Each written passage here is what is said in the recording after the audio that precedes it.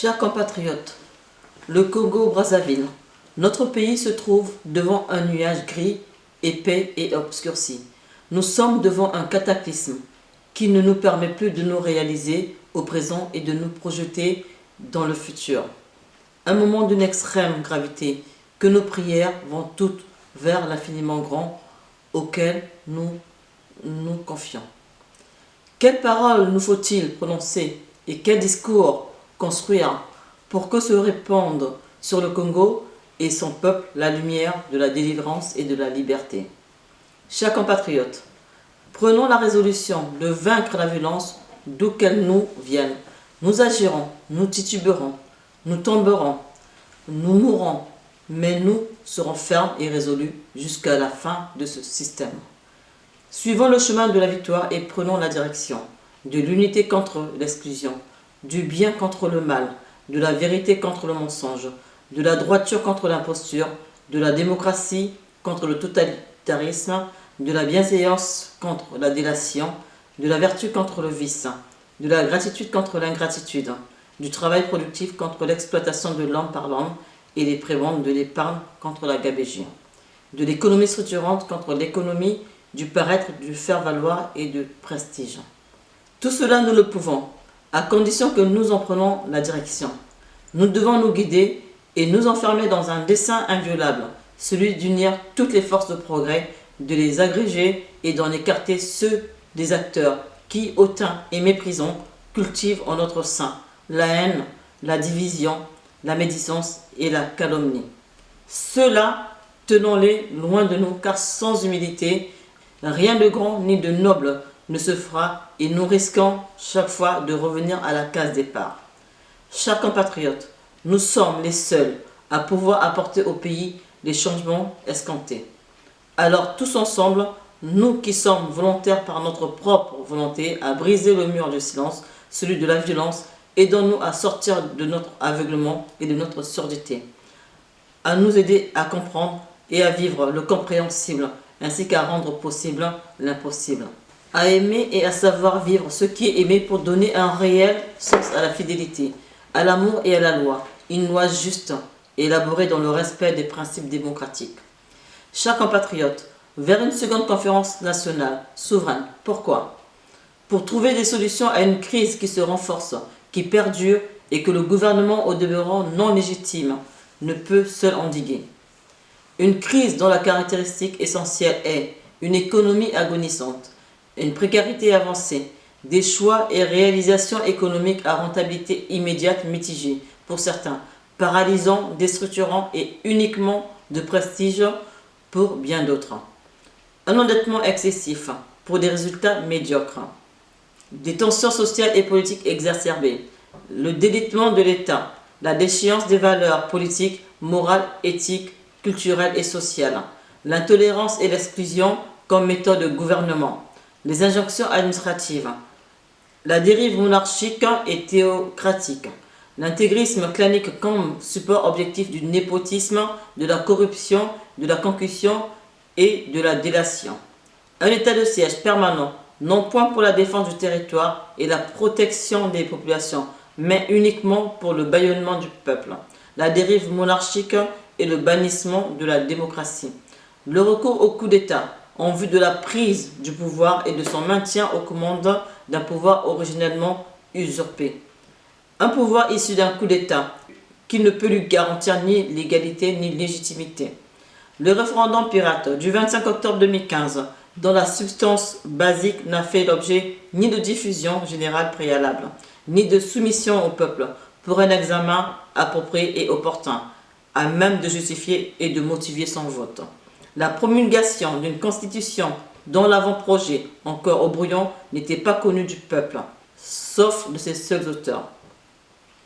L'organisation de l'élection présidentielle sur la base du brouillon d'un avant-projet de constitution n'ayant jamais obtenu ni le vote ni l'adhésion du peuple. La caducité de la constitution du 20 janvier 2002, elle-même déjà inconstitutionnelle, à laquelle se serait substitué sans le verdict crédible des urnes l'avant-projet de la constitution encore au brouillon du 25 octobre 2015. Cela réunit atteste que depuis le 25 octobre 2015, singulièrement à la date de promulgation de la pseudo-constitution, le Congo est rentré dans une situation extrême de non-droit ayant aggravé le défaut caractérisé de légalité et de légitimité des institutions d'une république qui a cessé d'exister formellement, politiquement, objectivement, physiquement, intellectuellement, éthiquement, culturellement, socialement, humainement et juridiquement depuis déjà bien longtemps.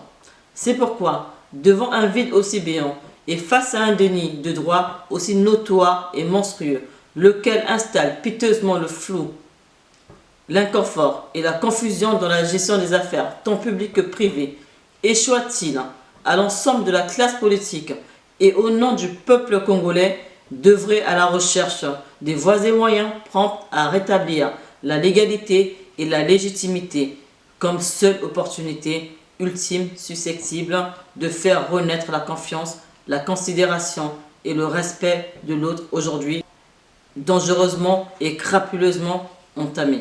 Chers compatriotes, la conférence nationale souveraine de février à juin 1991, laquelle, nonobstant les risques de dérapage qui la caractérisée, avait constitué heureusement en certains endroits des avancées significatives de la démocratie. Celle-ci était souveraine à ce titre. Elle était habilitée à adopter son ordre du jour et, en toute souveraineté, d'en présider les travaux. Elle a abouti à des résultats probants avec l'appui du Conseil national de transition, du gouvernement de transition. À la clé, une constitution des actes et des élections au bout, point de départ de la démocratisation de la vie publique et privée. Des élections ont bel et bien eu lieu et ont donné naissance à une gouvernance démocratique, composée d'une Assemblée nationale élue au scrutin uninominal à 2 tours du Sénat et d'un gouvernement. Les autres institutions républicaines avaient été mises en place en conformité avec les dispositions constitutionnelles de mars 1992, issues de l'unique constitution post les Trois Glorieuses, authentiquement légale, totalement légitime et pleinement démocratique. Il reste entendu que la conférence nationale souveraine a accompli son devoir et l'a bien accompli, celui de doter la République des instruments et des outils qui lui étaient nécessaires pour la promouvoir. Elle s'est honorablement acquittée de sa mission. La postérité a le devoir de le lui reconnaître. Honte et pitié à ceux qui par la suite y sont mis en travers. Ces autres sont, sans conteste, les néocoloniaux et leurs exécutants, les multinationales. La satisfaction sans contrepartie des intérêts de la métropole valait bien l'arrêt brutal, combien macabre, d'une expérience déjà prometteuse, de surcroît apte à défendre le Congo. Chers compatriotes, nous avons tous assisté à des dialogues successifs, organisés par le pouvoir en place depuis 22 ans. Ces dialogues ont démontré leur nullité, la vacuité de leur opportunité et l'absence de résultats. Au nombre de ceux-ci se trouve le Forum, dialogue sans exclusif ayant donné lieu à une transition flexible. Dialogue de Brazzaville avec pour pierre angulaire l'élection présidentielle de 2002. Dialogue d'Evo en vue des élections législatives. Dialogue de Dolisie axé sur les élections locales. Dialogue de Sibiti dont l'objet inavoué était de préparer le coup d'État de 2016 précédé par le référendum scélérat de 2015 et le hold-up électoral de 2016. Au total, 5 dialogues en 22 ans, 4 en 7 ans, à raison d'un dialogue tous les 2 ans. Par-delà les politiques, les Congolais ont toujours rejeté ces dialogues monologues. Le dialogue de Mbéry-Martin, parlons-en, mascarade ou réalité? Chers compatriotes, cette question n'a pas lieu de se poser si le Congolais est un homme sérieux, un combattant aguerri, fort de ses convictions et prêt au sacrifice suprême. Comment se poser à soi-même une ou des questions du genre auxquelles le temps, à travers des événements successifs et répétitifs pour certains, a déjà donné là où les réponses requises? D'où l'urgence de la convocation d'une instance consensuelle dotée de pouvoirs étendus et exceptionnels, seule capable de réhabiliter la République et de la rétablir dans ses droits et ses attributs existentiels et basiques. Il s'est avéré, et l'histoire l'a confirmé, que le totalitarisme, quel qu'il soit, n'a eu nulle part le dernier mot. Aussi échoit-il à la classe politique congolaise et à la société civile, en général à la résistance congolaise, connue sous le label peu convenable de l'opposition en particulier, et à tous ceux qui ne peuvent plus supporter le ras-le-bol d'en étudier les différentes voies de sortie et d'en esquisser les modalités pratiques, tant de leur élaboration que de leur application. Quoi qu'il en soit, refuser une seconde conférence nationale souveraine, alors que Denis Sassou Nguesso, depuis la conférence nationale de 1991, obtenue par un rapport de force, a mis une croix à toute forme de dialogue inclusif. Refuser d'y aller, pour des raisons non moins pertinentes développées ci-dessus, c'est faire objectivement le lit et le jeu de Sassou en lui signant un chèque en blanc, ce qui n'est pas acceptable. Prenons-en pour acquis ce qui suit. Une société commence à changer lorsqu'une masse critique de citoyens commence à dire non aux pratiques sociales, culturelles ou politiques dominantes et qu'ils instaurent progressivement de nouvelles pratiques plus justes, plus solidaires et plus tolérantes à leur actif et à l'exclusion de ces bourreaux.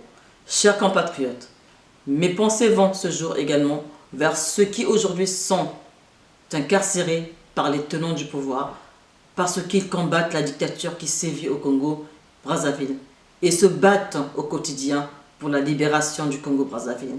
À tous ceux qui sont morts victimes de l'intolérance, où que vous soyez, soyez certains que nous arriverons à bout de ce système.